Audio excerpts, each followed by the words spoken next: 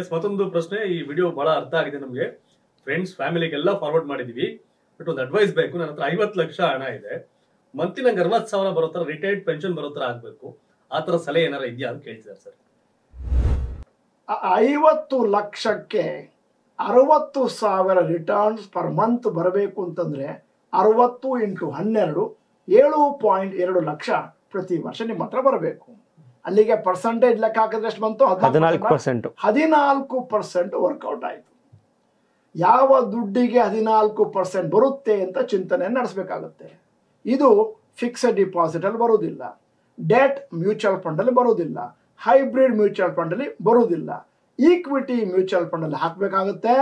ಆದರೆ ಮಾರುಕಟ್ಟೆಯಲ್ಲಿ ವೈಪರೀತ್ಯಗಳು ಇರೋದ್ರಿಂದಾಗಿ ಮೊದಲ 1 ವರ್ಷ 2 ವರ್ಷ ನಿಮಗೆ ಆ ಥರದ ದುಡ್ಡು ಬರದೇ ಇರ್ಬೋದು.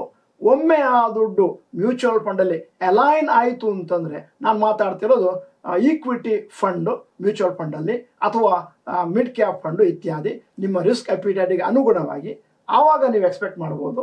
ಇಲ್ಲದಿದ್ದರೆ ಈ 60,000 ಅನ್ನುವಂಥದ್ದು ಬಹಳ ದೊಡ್ಡ ಅಮೌಂಟ್ ಥರ ಕಾಣ್ತಾ ಇದೆ.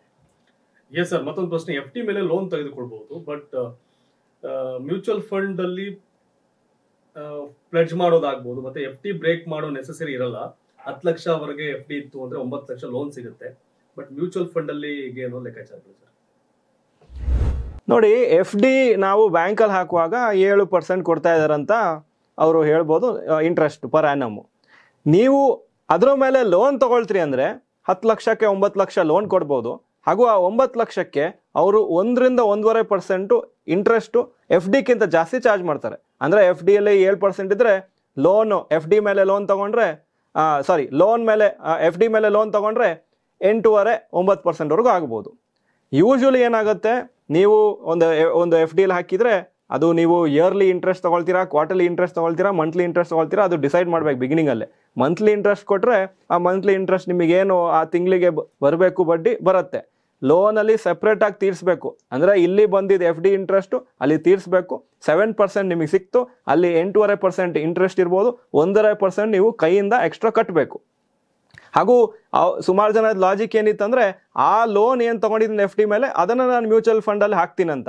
ಅದು ಬೇಕಾಗಿಲ್ಲ. ನಿಮ್ಮ ಹತ್ರ ಲಾಂಗ್ ಟರ್ಮ್ ಅಂದರೆ ಒಂದು 10 ವರ್ಷ 15 ವರ್ಷಕ್ಕೆ ಒಂದು ದುಡ್ಡು ಬೇಡ ಅಂದರೆ ನಿಮ್ಮ FDನೇ ಸ್ವಲ್ಪ ಕಮ್ಮಿ ಮಾಡಿಕೊಂಡು ಆ FD 5 ಲಕ್ಷ ಇದ್ದು ಇನ್ನು 5 ಲಕ್ಷ ಮ್ಯೂಚುವಲ್ ಫಂಡಲ್ಲಿ ಹಾಕ್ಬೋದು. ಪುನಃ FD ಹಾಕಿ ಅದನ್ನು ನಾನು ಲೋನ್ ತೊಗೊಳ್ಳೋದು ಮತ್ತು ಆ ಲೋನನ್ನು ತೀರಿಸೋದು ಕತೆ, ಅದೆಲ್ಲ ತುಂಬ ಕಾಂಪ್ಲಿಕೇಟೆಡ್ ಆದ ವಿಷಯ. ಹಾಗೂ ಸೆಕೆಂಡು, ಸುಮಾರು ಜನ ಹೇಳ್ತಾರೆ ಅದೆಲ್ಲ FD ಅಲ್ಲ, ನನ್ನ ಹತ್ರ ದುಡ್ಡಿಲ್ಲ, ನಾನು ಲೋನ್ ತೊಗೊಂಡ್ಬಿಡ್ತೀನಿ ಯಾವುದೋ ಒಂದು ಬ್ಯಾಂಕಿಂದ, ಒಂದು 14% 13% ಆಗಿ ಏನೋ ಲೋನ್ ಕೊಡ್ಬೋದು, ಪರ್ಸನಲ್ ಲೋನು, ಅದರಲ್ಲಿ ನಾನು ಮ್ಯೂಚುವಲ್ ಫಂಡು ಶೇರ್ ಮಾರ್ಕೆಟ್ ಹಾಕ್ತೀನಿ. ಇದು ದೊಡ್ಡ ತಪ್ಪು. ಇದು ತುಂಬ ರಿಸ್ಕಿ. ಅಕಸ್ಮಾತ್ ಮಾರ್ಕೆಟ್ ಮೇಲೆ ಹೋಗಾಗ ಎಲ್ಲ ಚೆನ್ನಾಗಿ ಕಾಣಿಸುತ್ತೆ, ಮಾರ್ಕೆಟ್ ಕೆಳಗೆ ಬೀಳ್ತಾರ ಟೈಮಲ್ಲಿ ನಿಮ್ಮ ಮ್ಯೂಚುವಲ್ ಫಂಡ್ ವ್ಯಾಲ್ಯೂನೂ ಕಮ್ಮಿ ಆಯಿತು, ಅಥವಾ ಶೇರ್ ಮಾರ್ಕೆಟಲ್ಲಿ ಶೇರ್ಸದ ವ್ಯಾಲ್ಯೂ ಕಮ್ಮಿ ಆಯಿತು, ಪ್ಲಸ್ ನೀವು ಲೋನ್ EMIಯಲ್ಲಿ ಕಟ್ತಾ ಇರಬೇಕು, ನಿಮಗೆ ಆ ಕೆಪಾಸಿಟಿ ಇಲ್ಲ ರೀಪೇಮೆಂಟ್ ಮಾಡೋಕ್ಕೆ ಎವ್ರಿ ಮಂತ್ ಅಂದರೆ ತುಂಬ ಕಷ್ಟ ಆಗುತ್ತೆ. ನೀವು ಆ ಏನು ರಿಟರ್ನ್ಸ್ ಬಂದಿದೆ ಅಲ್ಲಿಂದನೇ ನಾನು ಲೋನನ್ನು ರೀಪೇ ಮಾಡ್ತೀನಿ ಅಂದರೆ ತುಂಬ ಕಷ್ಟ ಆಗುತ್ತೆ. ಯಾಕಂದರೆ mutual fund share market long term instruments. ನೀವು ಪೇಮೆಂಟ್ ಮಾಡೋದು EMI ಪ್ರತಿ ತಿಂಗಳು, ಆದರೆ ಈ ದುಡ್ಡು ಬರೋದು ಲಾಸ್ಟಿಗೆ ಎಷ್ಟೋ ಒಂದು ದೊಡ್ಡ ಅಮೌಂಟು. ಮಧ್ಯದಲ್ಲಿ EMI ಪೇಮೆಂಟ್ ಮಾಡಲಿಕ್ಕೆ ಕಷ್ಟ ಆಗ್ಬೋದು. ಸೊ ನಿಮ್ಮ ಹತ್ರ 10,000 ಇರಲಿ, ಆ 10,000 ಹಾಕಿ. ಇಲ್ಲ ನನ್ನ ಹತ್ರ 10,000 ಇಲ್ಲ, ನಾನು 2 ಲಕ್ಷ ಲೋನ್ ತೊಗೊಂಡು ಹಾಕ್ತೀನಿ ಅಂತಿರೋದು ತುಂಬ ರಿಸ್ಕಿ. ಇದರಲ್ಲೇ ಸುಮಾರು ಜನ ಪ್ರಾಬ್ಲಮ್ ಆಗಿ ಮತ್ತೆ ಕೆಲವರು ಶೇರ್ ಮಾರ್ಕೆಟೇ ಬೇಡ, ಮತ್ತೆ ಜೀವನೇ ನನಗೆ ಲೈಫೇ ಬೇಡ ಅಂತ ಸುಸೈಡ್ ಮಾಡೋರು ಇದ್ದಾರೆ. Yes sir, hello sir, I am your graduate. I have a different advice on fixed deposit. Put lump sum money 50 to 90 lakhs in fixed deposit for a quarterly interest. We can invest the quarterly interest amount as a SIP in mutual fund. We can double the money in 6 years. Please let me know your thoughts. Also principal money will be same. ಇದಕ್ಕೆ ರೋಹನ್ ಅವರು ವಿಸ್ತಾರವಾಗಿ calculation ಅನ್ನೆಲ್ಲ ಮಾಡಿ ನಿಮ್ಮ ಮುಂದೆ ಒಂದಷ್ಟು ವಿಷಯವನ್ನು ಪ್ರಸ್ತುತಪಡಿಸ್ತಾರೆ. ಇದು ಅದು ಪ್ರಶ್ನೆ ಕೇಳುವಾಗ ಸ್ವಲ್ಪ ತುಂಬ ಹೈಫೈ ಥರ ಕಾಣಿಸ್ತಾ ಇದೆ, ಇದು ತುಂಬ ಇಂಟ್ರೆಸ್ಟಿಂಗ್ ಸ್ಟ್ರಾಟಜಿ ಅಂತ. ಆದರೆ ಆ್ಯಕ್ಚುಲಿ ಅದನ್ನು ಇಂಪ್ಲಿಮೆಂಟ್ ಮಾಡುವಾಗ ಕೆಲವು ಪ್ರಾಬ್ಲಮ್ಸ್ ಬರೋಕ್ಕಿದೆ. ಏನಂದರೆ, ನೀವು FDಯಲ್ಲಿ ದುಡ್ಡು ಹಾಕ್ತೀರಿ, ಇಂಟ್ರೆಸ್ಟ್ ಬರುತ್ತೆ, ಆ ಇಂಟ್ರೆಸ್ಟಿಗೆ ನೀವು ಟ್ಯಾಕ್ಸ್ ಕಟ್ಟಲೇಬೇಕು, ಅದೇ ವರ್ಷ ಟ್ಯಾಕ್ಸ್ ಕಟ್ಟಬೇಕು. ಆವಾಗ ಏನಾಗುತ್ತೆ, ನೀವು ಇನ್ಕಮ್ ಟ್ಯಾಕ್ಸ್ ಲ್ಯಾಬ್ ಪ್ರಕಾರ 10, 20 ಅಥವಾ 30% ಟ್ಯಾಕ್ಸ್ ಇದೆ ಅಂತ ಇಟ್ಕೊಳ್ಳಿ. ನೀವು 50 ಲಕ್ಷ FD ಹಾಕಿದರೆ 7% ಆಗಿ 3.5 ಲಕ್ಷ ಪರ್ ಆ್ಯನಮ್ ಇಂಟ್ರೆಸ್ಟ್ ಬರುತ್ತೆ. ಅದು ನೀವು ಕ್ವಾರ್ಟರ್ಲಿಯಾಗಿ ನೋಡಿದರೆ 87,500 ಪರ್ ಕ್ವಾರ್ಟರ್ ಇಂಟು 4 ಕ್ವಾರ್ಟರ್ಸ್ ಅಂದರೆ ಅಪ್ರಾಕ್ಸಿಮೇಟ್ಲಿ ಅದು 3.5 lakhs ಆಗ್ಬೋದು. ಈ 87,500 ಇಂಟ್ರೆಸ್ಟಿಗೆ 30% ಟ್ಯಾಕ್ಸ್ ಕಟ್ಟಬೇಕಂದ್ರೆ ಅಪ್ರಾಕ್ಸಿಮೇಟ್ಲಿ 20,000 25,000 ಮೈನಸ್ ಆಯಿತು, 61,000 ಮಾತ್ರ ಬಾಕಿ ಉಳ್ಕೊಳ್ತದೆ. ಅಂದರೆ ಇಂಟ್ರೆಸ್ಟ್ ಬಂದಿದ್ದು 87,000, ಟ್ಯಾಕ್ಸ್ ಆದಮೇಲೆ 61,000, ಆ 61,000 ನೀವು ಮ್ಯೂಚುವಲ್ ಫಂಡಲ್ಲಿ ಹಾಕ್ತಿದ್ರಿ. ಏನಾಯಿತು, ಮಧ್ಯದಲ್ಲಿ ನೀವು ಟ್ಯಾಕ್ಸ್ ಕಟ್ಟಿದ್ರಿ.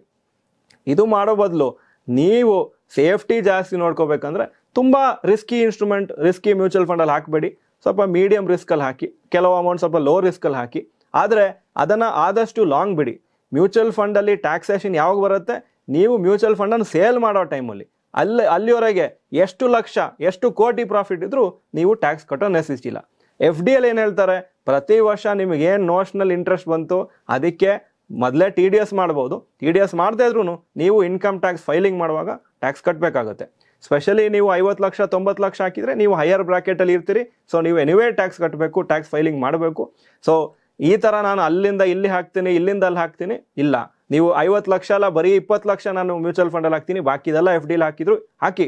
ಬಟ್ 20 ಲಕ್ಷ ನೀವು ಕರೆಕ್ಟಾಗಿ ಒಂದೇ ಸತಿ ಮ್ಯೂಚುವಲ್ ಫಂಡಲ್ಲಿ ಹಾಕಿದರೆ ಅದು ಬೆಟರು. ಮತ್ತೊಂದು ಪ್ರಶ್ನೆ ಸರ್, ಸರ್ಕಾರ ಯಾವುದೇ ಆರ್ಥಿಕ ವ್ಯವಸ್ಥೆ ಆದರೂ 5 ಲಕ್ಷವರೆಗೆ ಮಾತ್ರ ಭದ್ರತೆ ಅನ್ನೋದಿದೆ.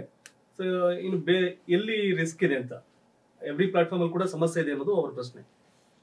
ನನ್ನ ಹತ್ರ ಕೇವಲ 10 ಲಕ್ಷ ಮಾತ್ರ ಇದೆ, ಇದು ನನ್ನ ನಿವೃತ್ತಿಗಾಗಿ ಅಂತಂದ್ರೆ ನೀವು 5 ಲಕ್ಷವನ್ನು ಒಂದು ಬ್ಯಾಂಕಿನಲ್ಲಿ 5 ಲಕ್ಷವನ್ನು ಇನ್ನೊಂದು ಬ್ಯಾಂಕ್ನಲ್ಲಿ ಹಾಕ್ಬೋದು ನಿಮ್ಮ ಭದ್ರತೆಗಾಗಿ. ಅಕಸ್ಮಾತ್ ಬ್ಯಾಂಕು ಮುಳುಗಿ ಹೋದರೂ ಕೂಡ ಸರ್ಕಾರ 5 ಲಕ್ಷವನ್ನು ಭರಿಸಿಕೊಡುತ್ತೆ. ಆದರೆ ನಿಮ್ಮ ಹತ್ರ ಏನಾದರೂ ರಿಟೈರ್ಮೆಂಟ್ ಮನಿ ಅಂತೇಳಿ 75 ಲಕ್ಷ ಇದ್ರೆ ನೀವು 15 ಬ್ಯಾಂಕುಗಳಲ್ಲಿ ಆ 5 ಲಕ್ಷ ಹಾಕ್ಲಿಕ್ಕೆ ಆಗೋದಿಲ್ಲ, ಅದನ್ನು ಮ್ಯಾನೇಜ್ ಮಾಡ್ಲಿಕ್ಕೆ ಆಗೋದಿಲ್ಲ.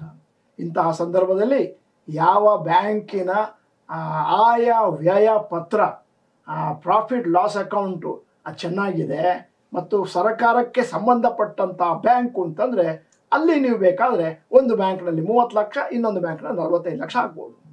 ಆದಷ್ಟು ಕೋಆಪರೇಟಿವ್ ಬ್ಯಾಂಕ್ಗಳಿಗೆ ನಿಮ್ಮ ಗಮನ ಜಾಸ್ತಿ ಹೋಗದೇ ಇರಲಿ ಮತ್ತು ಇಟ್ಟರೂ ಕೂಡ 5 ಲಕ್ಷದ ಮೇಲೆ ಇಡಬೇಡಿ. ಇದು ಬಹಳ ಇಂಪಾರ್ಟೆಂಟು, ಇದು ಬಹಳ ಪ್ರಾಮುಖ್ಯ. ಮೊನ್ನೆ ನಮ್ಮ ಸಂಬಂಧಿಕರೊಬ್ಬರು ಸಿಕ್ಕಿದ್ರು, 1.2 ಕೋಟಿಯನ್ನು ತಮ್ಮ ರಿಟೈರ್ಮೆಂಟ್ ಫಂಡ್ ಅಂತ ಇಟ್ಕೊಂಡಿದ್ದಾರೆ ಕಳೆದ 5 ವರ್ಷದಲ್ಲಿ ಮತ್ತು ಅದರಲ್ಲಿ ಅಂದಾಜು 65 ಲಕ್ಷವನ್ನು ಕೋಆಪರೇಟಿವ್ ಬ್ಯಾಂಕ್ನಲ್ಲಿ ಇಟ್ಟಿದ್ದಾರೆ. ಇದು ಬಹಳ ರಿಸ್ಕಿ ಆಗುತ್ತೆ. ಎಷ್ಟೇ ಒಳ್ಳೆಯ ಕೋಆಪರೇಟಿವ್ ಬ್ಯಾಂಕ್ ಆದರೂ ಕೂಡ ನೀವು ಇದನ್ನು ಗಮನದಲ್ಲಿಟ್ಕೊಳ್ಬೇಕಾಗುತ್ತೆ.